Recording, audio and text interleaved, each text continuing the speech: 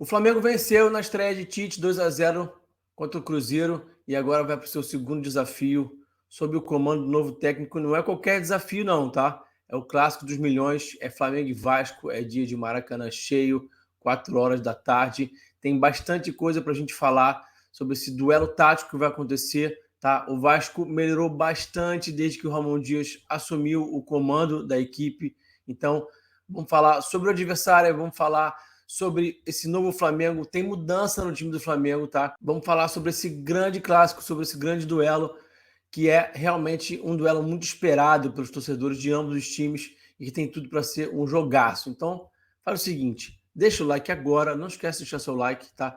Se inscreve no canal se você não for inscrito. Eu vou rodar a vinheta e na volta vamos falar de tática?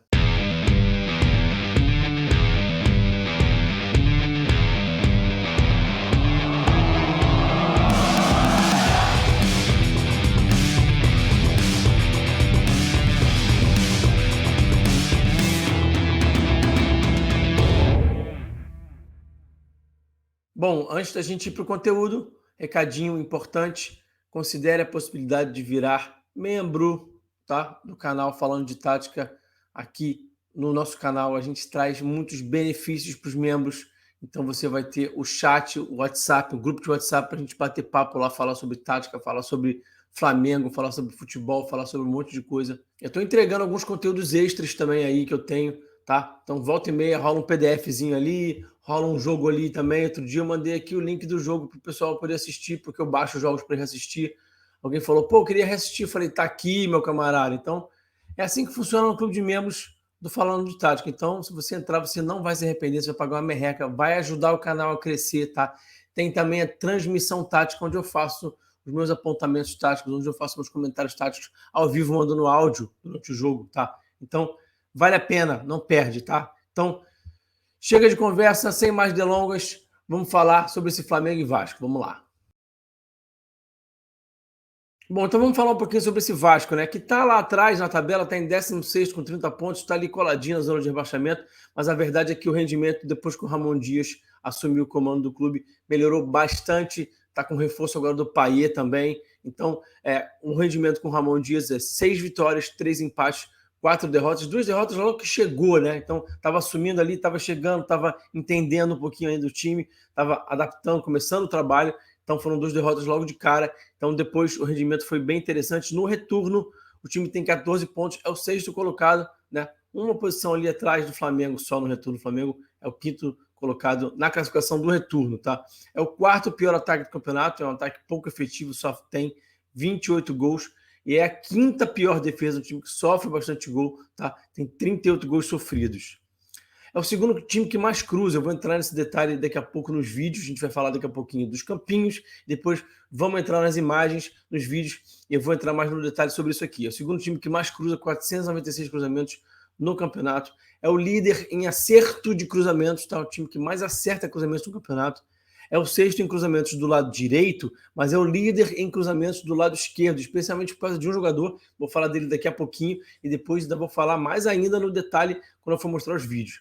Combinado? Então, tem 9 gols de cabeça, 3 do Verratti, também foi um jogador que chegou aí para o segundo semestre, né? Para essa segunda metade da temporada e tem sido muito efetivo, tem ajudado bastante o Vasco a crescer de produção, né? A marcar gols, né? Então, um jogador muito importante também, vou falar dele daqui a pouquinho mais para vocês e também vou mostrar no vídeo. O time não tem nenhum gol de fora da área. Na verdade, aquele gol do Payet agora na quarta-feira, num confronto contra o Fortaleza, foi ali na linha da grande área. Então, estatisticamente, não é de fora da área, mas ali está muito colado. E o Vasco agora tem uma arma de fora da área, de bater de média distância, que é o Payet. Ele chuta muito bem, já fez o primeiro gol ali da risca da grande área, né? Então o Flamengo precisa estar atento, porque essa é uma nova arma do Vasco, e eu aposto que o Ramon Dias vai trabalhar para potencializar essa arma. Então, essa é uma situação que o Flamengo tem que estar de olho a partir de agora, tá?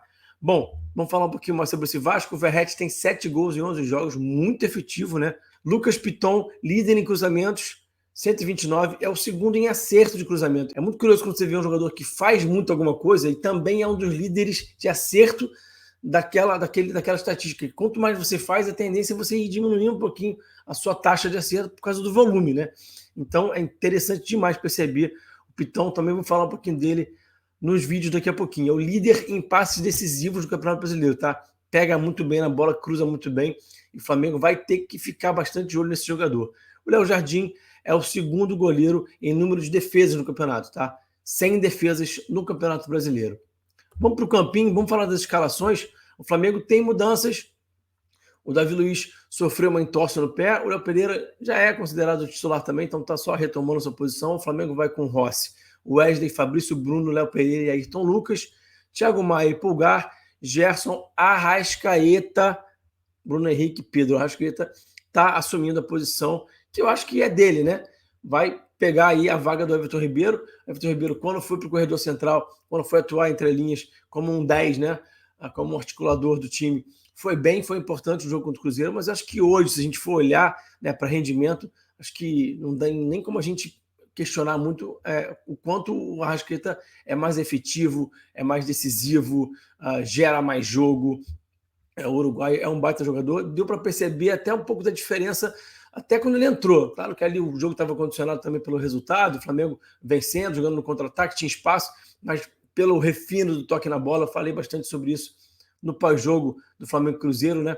O quanto que dá para perceber como ele é diferente, né?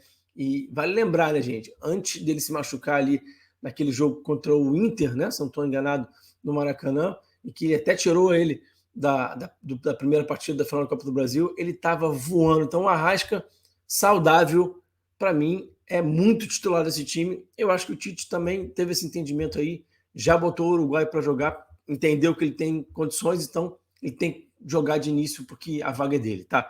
Vamos falar um pouquinho do Vasco também, vem num 4-3-3 aí, Léo Jardim, Paulo Henrique, o Pumita, eu botei entre parênteses, mas não vai ser o Pumita não, vai ser o Paulo Henrique mesmo, Medel, Léo e Piton, Zé Gabriel, Paulinho, Praxedes, numa ponta o Gabriel Peck, na outra o Payet e o Verratti também como o centroavante aí, o artilheiro do time. Vamos ver as imagens, vamos ver um pouquinho de situações de finalização, de gols do Vasco e vamos ver também como é que o Vasco sofre os seus gols para a gente entender como é que o Flamengo pode tirar vantagem, chegar na rede do Cruz Maltino e também como é que o Flamengo tem que fazer para se proteger, quais são as situações que o Flamengo tem que ficar em alerta para não sofrer gol, para não eventualmente, né, passar aperto na partida. Então, vamos lá. Bom, então vamos entender aqui primeiro as armas ofensivas do Vasco, né? Como eu falei, o Payet passa a ser uma arma de finalização de média distância agora para o Vasco, né? Traz também essa nova possibilidade para o time do Vasco, que era um time que não tinha feito até então nenhum gol de fora da área, né? No campeonato. Então esse aqui é praticamente de fora da área, porque é na risca ali. Então, proteger a frente da área, proteger o funil é importante para o Flamengo, com os dois volantes ali à frente da zaga, os dois zagueiros também muito atentos para a finalização do Payet. O ideal é que não consiga que essa finalização dele passe, né, chegue ao gol, né? Então seja bloqueada, né? Seria o ideal, né? Então, olha aqui como é que a bola circula aqui, a qualidade do jogador no domínio, né? Já faz o domínio assertivo, com o pé correto, já orientando, né? Já girando para poder ter mais tempo, ter mais espaço. É impressionante a qualidade do jogador, né? Ele conduz e bate de canhota, bate muito forte na bola.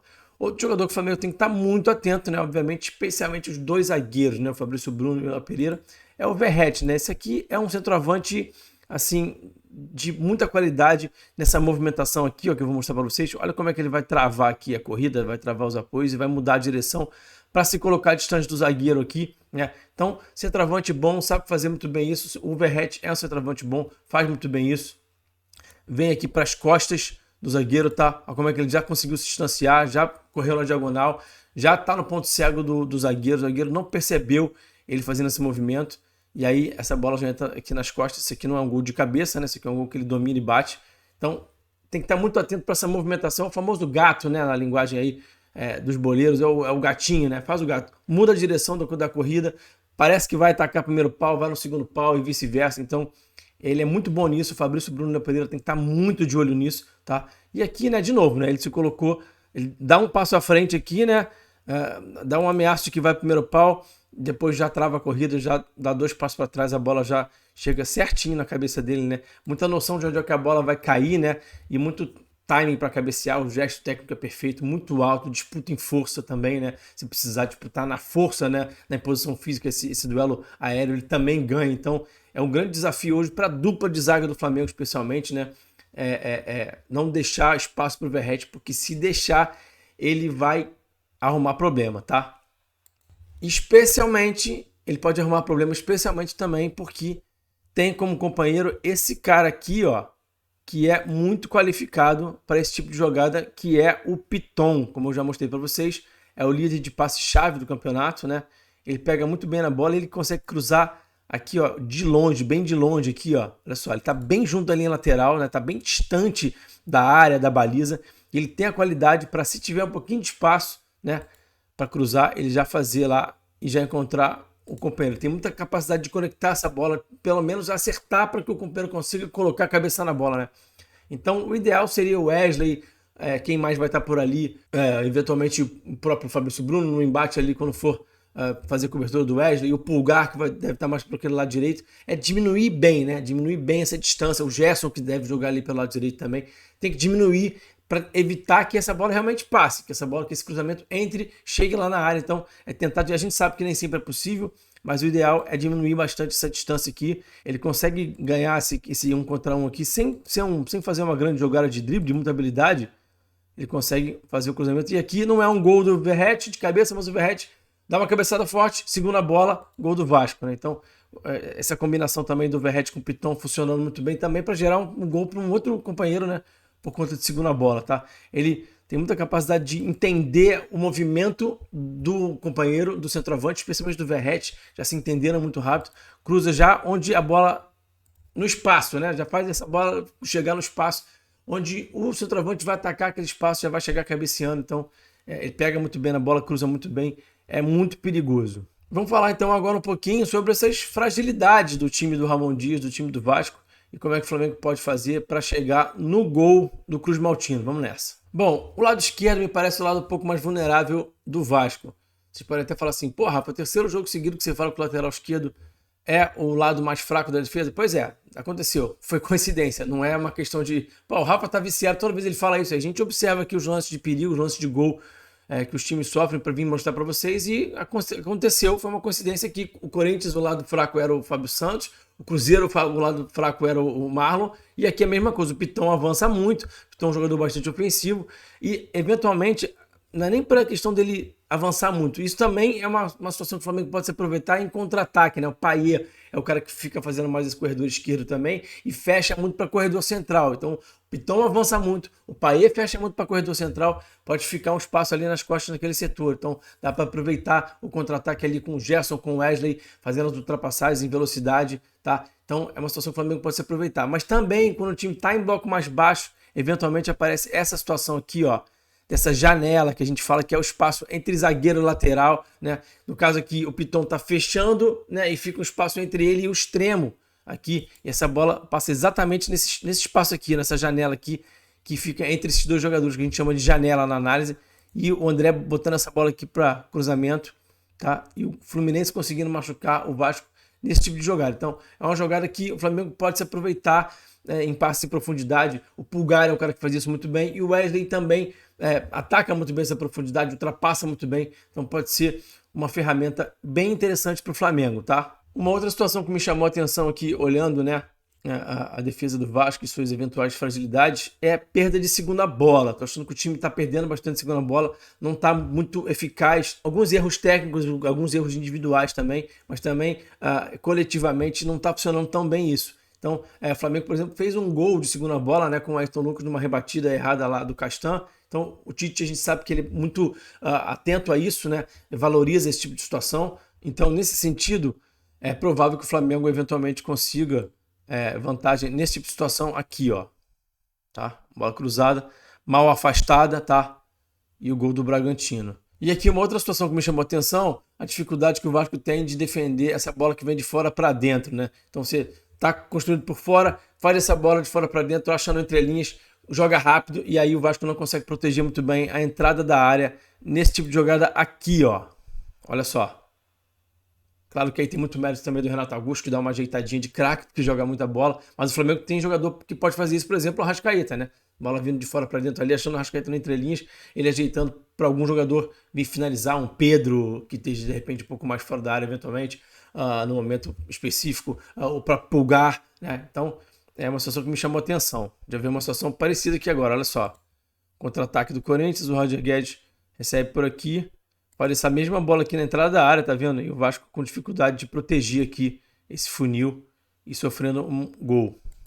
A gente vai ver mais uma situação dessa aqui. É claro que é contra-ataque é mais difícil de defender, mas a frente da área ficando bem vulnerável, tá? Bom, gente, esse foi o pré-jogo. Espero que vocês tenham gostado do conteúdo. Deixa o like aqui, se inscreve no canal.